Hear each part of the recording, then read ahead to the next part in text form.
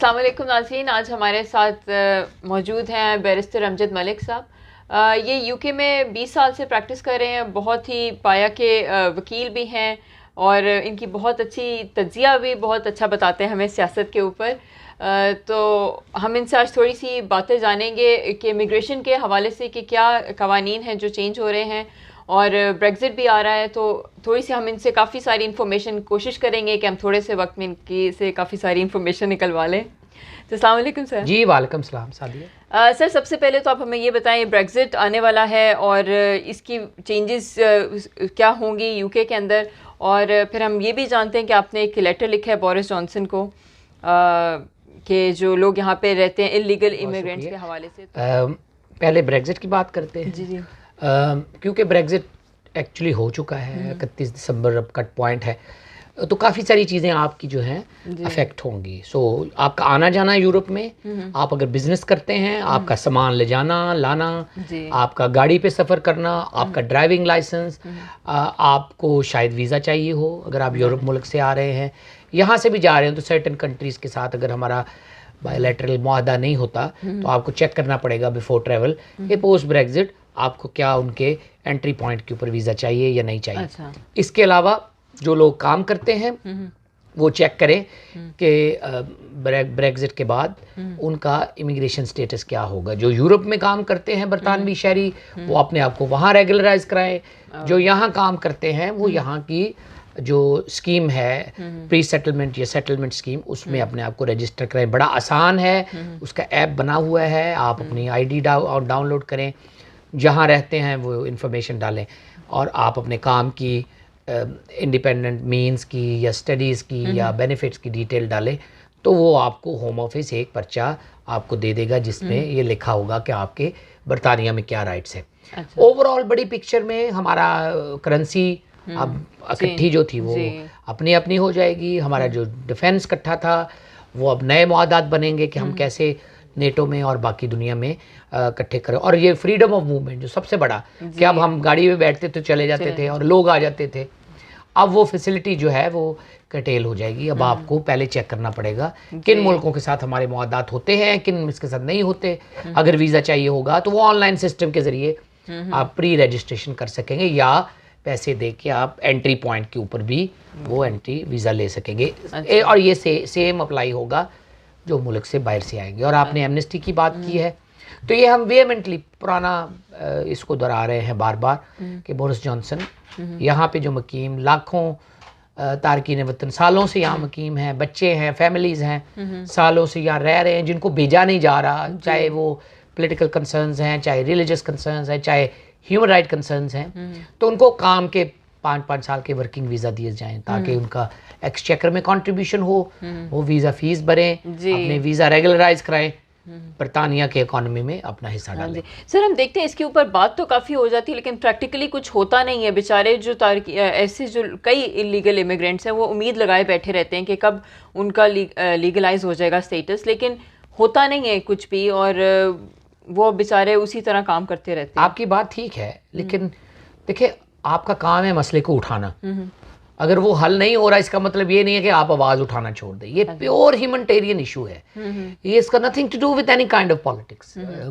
जो लोग बरतानिया में स्टक हैं उनका रिस्क है कि या तो वो अंडर द कारपेट काम करेंगे, छुप छुपा के काम करेंगे अपने ख़ानदान की कफालत करने के लिए, और या वो बच्चों के साथ जा ही नहीं रहे कहीं, वो स्टक है इन द सिस्टम, ना इधर के ना इधर के, और फिर मेडिकल अटेंशन नहीं लेंगे, डरते अस्पताल नहीं जाएंगे, खुद दवाइयाँ पैरासिटामोल और चीज़ें इस्तेमाल करेंगे, और क्योंकि डॉक्टर की फैसिलिटी नहीं है या डॉक्टर महंगा है या वो रजिस्टर नहीं है या रेगुलेटेड नहीं है, और फिर उनका डॉक्यूमेंटेड नहीं है, उनका डीएनए नहीं है, उनका बायोमेट्रिक नहीं है, उनका आइरिस नहीं है, उनकी फ़ोटो नहीं है, तो वो बरतानिया में कहीं एग्जिस्ट नहीं करते, या एग्जिस्ट करते भी हैं तो फेल्ड असाइलम सीकर हैं, या उनकी ह्यूमन राइट एप्लीकेशंस खत्म हो गई, या वो स्टूडेंट आए थे तो जा नहीं सके, या कोरोना के बाद तो ये एग्रेवेट हो गई है जी बिल्कुल। हम ये चाहते हैं ऐसे लोग मॉडर्न सोसाइटी में, मॉडर्न दुनिया में अनडॉक्यूमेंटेड ना रहे, उनको आप लीगलाइज करें, काम के वीज़े दें। काम के वीज़े कौन सा परमानेंट क्याम है, टेम्परेरी क्याम है, काम करेंगे तो आगे वीज़ा लगेगा, तो आप उनको रहने की इजाज़त दें, काम के वीज़े दें, वो काम करें,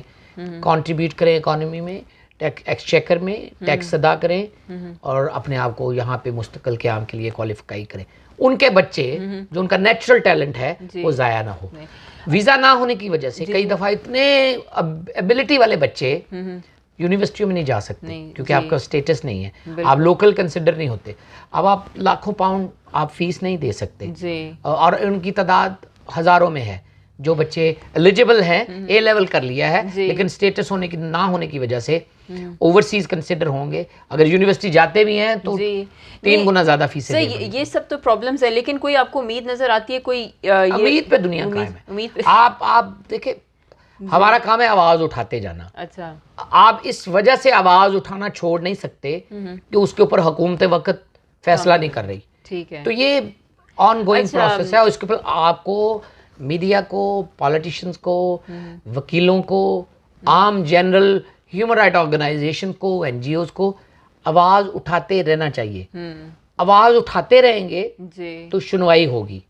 अगर आप चीखें चलाएंगे ही नहीं तो वो घर आके कोई रिलीफ नहीं आपको देगा, उनके दर्द का पता नहीं चलेगा। सर, अगर हम बात करते हैं वीज़ा की, अगर बात करते हैं तो अभी जैसे हम लोग देखते हैं कि वीज़ा के काफ़ी ज़्यादा चेंज किए इन्होंने लॉज, और अब इन्होंने पोस्ट स्टडी वर्क वीज़ा भी अलाउ कर दिया है। तो थोड़ा सा आप हमें बताएंगे कि अगर जो लोग विज़िट पे आना चाहते हैं तो क्या उनके लिए आसानियाँ हैं? देखिए, मॉडर्न दुनिया में बरतानिया एक ग्लोबल विलेज का हिस्सा है, अट्रैक्शन है, टूरिस्ट के लिए बहुत अट्रैक्शन है, बिजनेस के लिए बड़ी अट्रैक्शन है। अगर आपका रिकॉर्ड ठीक है तो अगर आप बरतानिया आना चाहते हैं तो आजकल तो उन्होंने ऑनलाइन फॉर्म कर दिया है, आप ऑनलाइन अप्लाई करते हैं। आपके पास अगर यहाँ की इनविटेशन है या स्पॉन्सर है या आपकी फैमिली है, रिटर्न टिकट है, आपके पास ट्रैवल या आपकी जो हेल्थ इंश्योरेंस है, और आपके पास पर्पस है, आप किस काम के लिए आना चाहते हैं और वो जेन्युइन पर्पस है और आपकी इंटेंशन है कि आप चले जाएंगे और आप यहाँ पे काम नहीं करेंगे, स्टडी नहीं करेंगे, चीज़ें बेचेंगे नहीं, खरीदेंगे नहीं, तो अगर आप जेन्युइनली विजिटर की क्वालिफाई पूरा करते हैं तो व्हाई नॉट, क्यों बरतानिया क्यों रोकेगा कि आप बरतानिया ना आए और ना जाएं। So as long as you have a return ticket and a place to stay and a money to spend and you have a genuine purpose, वो आपको वीज़ा देंगे। और आजकल ऑनलाइन है, बड़ा क्विक है। कोविड की वजह से, बायोमेट्रिक ना होने की वजह से चीज़ें डिले ज़रूर हुई हैं, ख़त्म नहीं हुई, तो आप ज़रूर अप्लाई करें। अच्छा, आपके अगर अजीज़ रिश्तेदार हैं यहाँ, स्पॉन्सर लेटर भेजें साथ। अगर आपके बिजनेसेस हैं तो बिजनेस से लेटर लें, चीज़ें उनकी पूरी करें। आप इजी है, वेबसाइट पे जाएं, होम ऑफिस की वेबसाइट पे जाएं, हाई कमीशन की वेबसाइट पे जाएं या गूगल करें। अच्छा, इन्फॉर्मेशन लें कि विजिटर वीज़ा का क्या तरीकाकार है, कंप्लाई करें, रिक्वायरमेंट चेकलिस्ट किसी को दिखा लें। और मेरे ख्याल में आप क्या वजह समझते हैं, क्योंकि मैं एक रिपोर्ट देख रही थी उसमें कहते हैं कि जो मैक्सिमम 60% जो लोग जिनके वीज़ा रिजेक्ट हुए वो पाकिस्तान से बिलोंग करते थे। क्या एक बड़ी वजह समझते? सब कॉन्टिनेंट ही कहें, बरसगीर ही कहें, हमारा यहाँ डायस्पोरा बहुत बड़ा है। अच्छा, पाकिस्तान, इंडिया, बांग्लादेश, नेपाल, ऑलमोस्ट हर एक की, पाकिस्तान, बांग्लादेश, इंडिया की 1-1 मिलियन से ज़्यादा लोग यहाँ रहते हैं। तो लेवल ऑफ एप्लीकेशन की तादाद ज़्यादा है। अच्छा, और तादाद ज़्यादा का ये भी है कि वहाँ से टेस्ट जो है वो मुश्किल है। अच्छा, वो जब वो अप्लाई करते हैं क्राइटेरिया तो उनके बेंचमार्क जो सेट हैं उसके ऊपर जो पूरा नहीं उतरते लोग, या उनकी असेसमेंट ज़्यादातर, क्योंकि एम्बेसियाँ खुली नहीं थी तो ज़्यादातर उनका अबू धाबी में सेंटर जो है वीज़ा प्रोसेस फॉर्म या चीज़ें देख के असेस करता है डॉक्यूमेंट के ऊपर, आप बंदा सामने नहीं बैठा होता। तो इस वजह से कई दफ़ा डॉक्यूमेंट के ऊपर आपकी जो निकलती है चीज़, तो उनको लगता है कि ये बंदा जो है असेसमेंट पे पूरा नहीं उतरता, ये वापस नहीं आएगा। अच्छा, तो जब आपको पर्पस, इंटेंशन टू रिटर्न आप सेटिस्फाई ना कर सकें तो नॉर्मली वीज़ा रिफ्यूज। अच्छा सर, अब अगर हम बात करते हैं कि कुछ ऐसे लोग होते हैं जो अपने पेरेंट्स को, अपने डिपेंडेंट को बुलाना चाहते हैं, तो उनके लिए आप कुछ बताएं कि वो क्या कर सकते हैं? देखिए, पेरेंट्स विजिटर वीज़ा के ऊपर तो आ ही सकते हैं, बड़ी दुनिया है, लेकिन हमें क्योंकि रिफ्यूज़ल की सूरत में अपील राइट नहीं अब दिया गया, तो बड़ी डिमांड है कि अपील राइट होना चाहिए, क्योंकि बहुत सारी अपीलें लोग जीत लेते थे, क्योंकि आप डॉक्यूमेंट पे अप्लाई कर रहे हैं, चीज़ें सामने ही है ना, जब जज के पास आती हैं तो चीज़ें और तरह होती हैं, तो वो मेजॉरिटी ऑफ डिसीजंस ओवरटर्न हो जाते हैं। तो एक तो अपील राइट के ऊपर एक डिमांड है बहुत बड़ी, लेकिन यह है कि अगर आप अपने वालिदैन को अपने साथ रखने के लिए लाना चाहते हैं तो उसके लिए 3-4 मोटी मोटी शर्तें हैं। एक कि ओवर 65 हो, ओवर 65 को इंग्लिश लैंग्वेज की ज़बान का टेस्ट नहीं देना पड़ता। अच्छा, दूसरा वो they are financially dependent on you, कि उनका कोई और वाली वारिस नहीं है, कोई और रखने वाला नहीं है, और आप जो उनका बच्चा है या जो उनका यहाँ पे अजीज है, उन मेन कफालत वो करता है उनकी। तीसरा, they are living in most exceptional circumstances, तो वे ऐसे हालात में रह रहे हैं जिन हालात में रहना मुमकिन नहीं है, मुश्किल है, और आपकी ज़रूरत है। अच्छा। और कोई मेडिकल कंडीशन हो और उनका कोई क्लोज रिलेटिव ना हो, मसलन उनका अगर कोई बच्चा या बेटी वहाँ पे उनको लुक आफ्टर कर सकती है, तो वो फिर बरतानिया ये कहता है कि आप अगर उनकी फाइनेंशियली कफालत करते हैं तो आप उन बच्चों को इस्तेमाल करें और वो उनकी लुक आफ्टर कर ले, आप उनको पैसे दें। लेकिन अगर किसी के माँ बाप वहाँ पे अकेले हैं तो उनके लिए फिर उनको लाया जा सकता है, और वो परमानेंट वीज़ा होता है। आपको अगर आप अप्लाई करते हैं और पूरा उतरता है तो मुस्तकिल क़याम की इजाज़त मिलती है, जिसके तहत अमेरिका में ग्रीन कार्ड मिल जाता है। अच्छा। तो आपको मुस्तकिल इंडेफिनिट लीव मिलती है, और आप यहाँ आते हैं 5 साल रहते हैं तो आपको नेशनलिटी मिल जाती है। अच्छा। सर, अगर काफ़ी सारे लोग हैं जो कि स्टूडेंट वीज़े के लिए आना चाहते हैं, तो उसके लिए क्या शराइत हैं स्टूडेंट वीज़ाज़ के लिए? कोविड की वजह से आजकल तो काफ़ी ये स्टूडेंट जो है कैटेगरी काफ़ी अफेक्टेड हुई है, बहुत सारा काम ऑनलाइन हो रहा है, लेकिन फिर भी बरतानिया स्टिल हेल्दीएस्ट डेस्टिनेशन है अपकमिंग अंडर ग्रेजुएट्स और पोस्ट ग्रेजुएट स्टूडेंट्स के लिए। उसके लिए आपको ऐसा कॉलेज, ऐसा यूनिवर्सिटी ढूंढनी पड़ेगी जो सर्टिफिकेट स्पॉन्सरशिप दे सके। अच्छा। आप अपने कोर्स की स्टडी के पैसे दे सके, एप्टीट्यूड हो कि उस कोर्स में आप जो पढ़ना चाहते हैं उसका बैकग्राउंड आपका हो, वहाँ से लैंग्वेज पास की हो, आपके पास मेंटेनेंस के पैसे हों, अच्छा। आपकी ट्यूशन के पैसे हों जो आपने यहाँ पे फीस देनी है।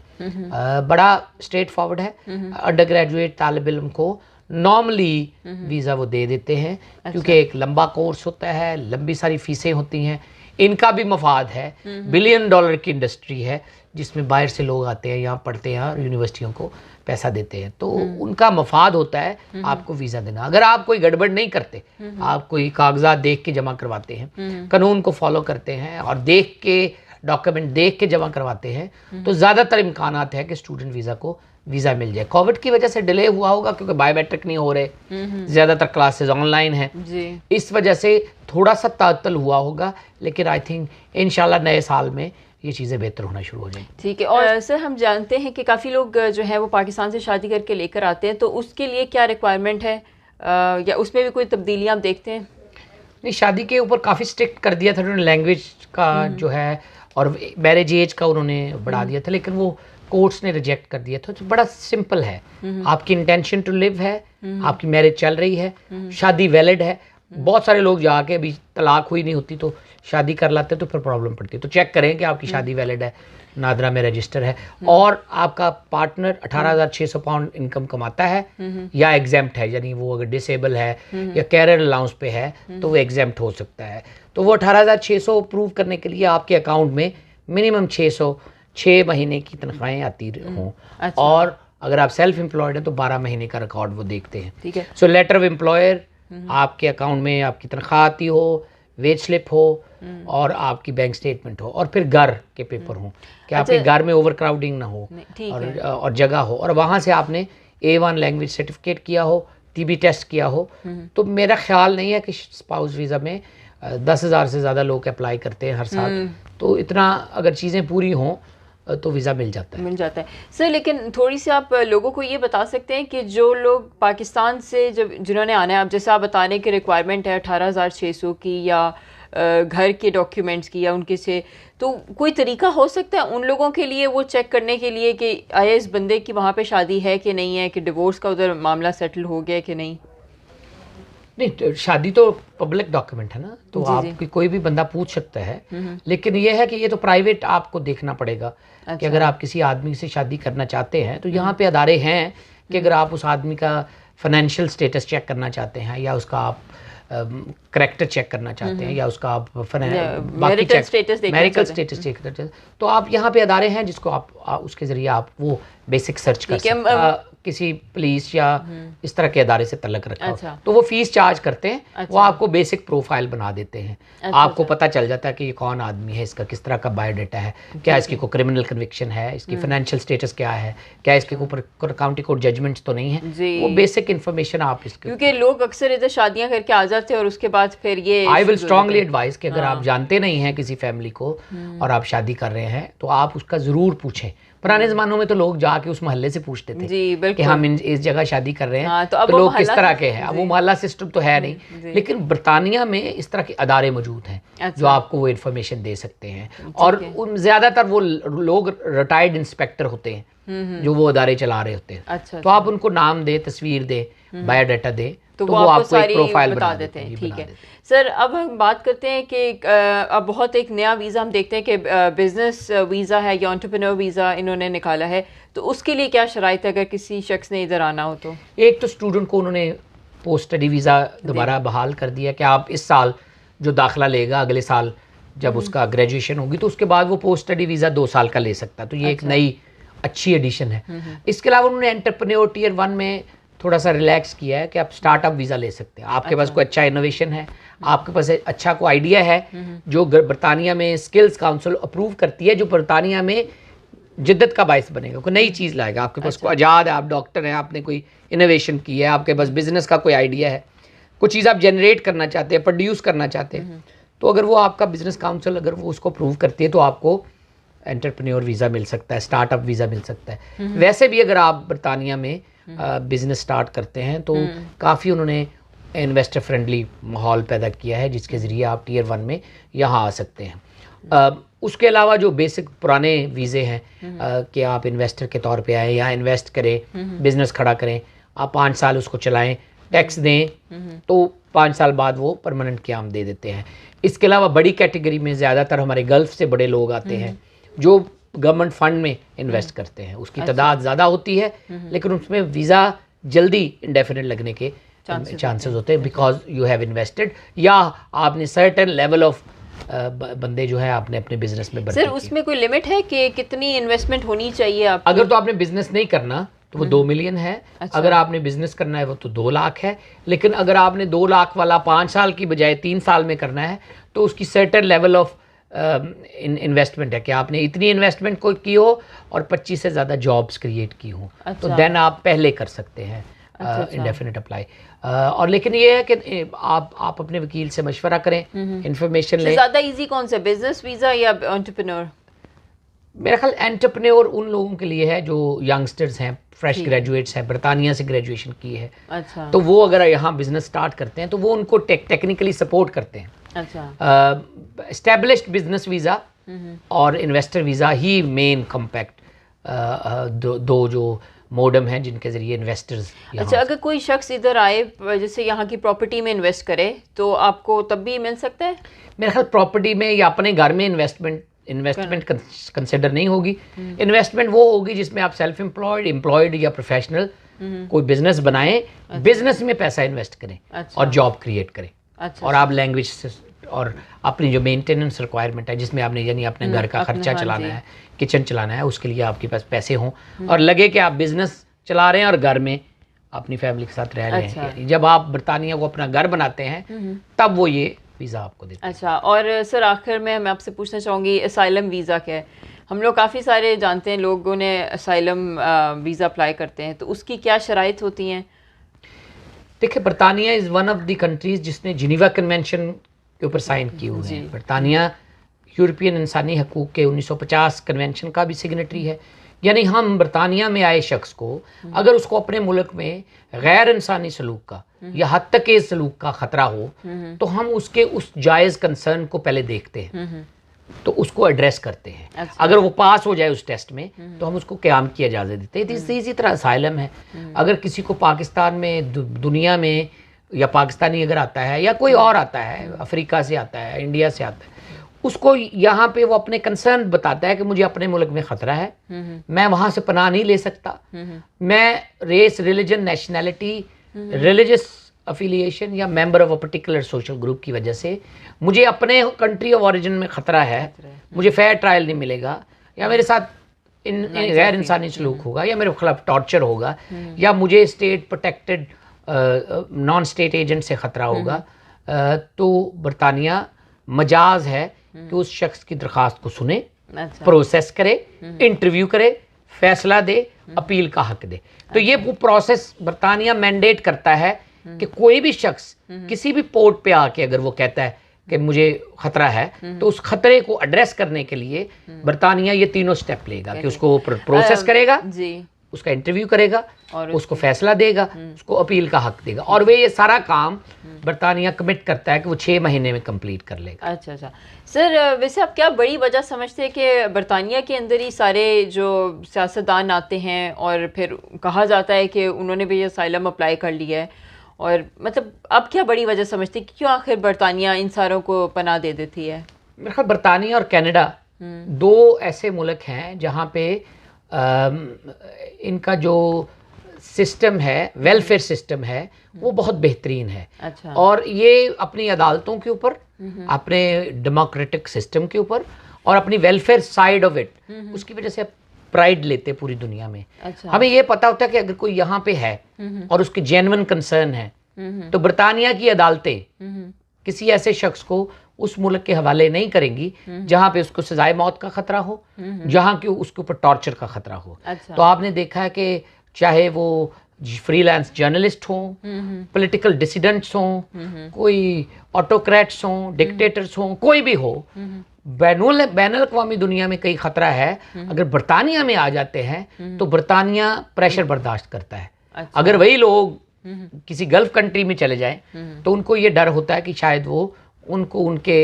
कंसर्न्स एड्रेस किए बगैर शायद वापस उनके मुल्कों में हवाले ना कर दे। तो यहाँ पे हवालगी का जो कानून है वो बहुत सख्त है। कोर्ट ये टेस्ट करता है ये फियर कह रहे हैं, अगर वो फियर जेन्युइन है तो क्या इनको पाकिस्तान या इंडिया या बांग्लादेश या अफ्रीका में वापस जाने से क्या उनकी जान को खतरा तो नहीं होगा, और अगर खतरा होगा तो क्या ये कहीं और जा सकेंगे, क्या फेयर ट्रायल मिलेगा, क्या टॉर्चर तो नहीं होगा। तो अगर वो टेस्ट मीट कर जाते हैं तो बरतानिया उन लोगों को पनाह देता है, और वो ये काम एहसान नहीं करता। जिनीवा कन्वेंशन के तहत वो पाबंद है, अंडर यूएन लॉ के तहत, अक़वाम मुत्तहिदा के चार्टर के तहत, कि वो ऐसे शख्स की लिबर्टी और लाइफ को प्रोटेक्ट करे जिसको अपने काम की वजह से, अपने नाम की वजह से, अपने race, religion, nationality, political opinion, religious opinion या membership of a particular social group होने की वजह से खतरा। ठीक है सर, आप काफ़ी अरसे से इस फील्ड के अंदर काम कर रहे हैं, कुछ एक जो वाहिद चीज़ जो आप लोगों को बताना चाहें कि इमिग्रेशन में क्या एक मेन चीज़ है जो लोग अक्सर गलती कर जाते हैं जिससे वो रेक्टिफाई कर सकते हैं? क्योंकि आपकी जो फर्म है वो माशाल्लाह काफ़ी अच्छी रिनाउंड है और 20 साल से बहुत अच्छा काम कर रहे हैं, आप लोगों का बड़ा नाम है मैनचेस्टर में, तो थोड़ा सा आपको इस हवाले से अगर आप लोगों को बता। देखिए, मैंने ये महसूस किया है कि हमारे लोग गलती करके वकील के पास जाते हैं। अच्छा। तो पहले तो मैं ये कहूँगा कि आप बेसिक इन्फॉर्मेशन ज़रूर हासिल करें। अच्छा। लोकल सिटीजन एडवाइस ब्यूरो पूरे बरतानिया में उनकी ब्रांचेस हैं, फ्री में काम करते हैं। आप अपने लोकल सिटीजन एडवाइस ब्यूरो पे जाएं, एडवाइस लें। अगर आप नहीं ले सकते, अगर आप यूज़र फ्रेंडली हैं, मोबाइल फ़ोन इस्तेमाल करते हैं, तो गूगल करें।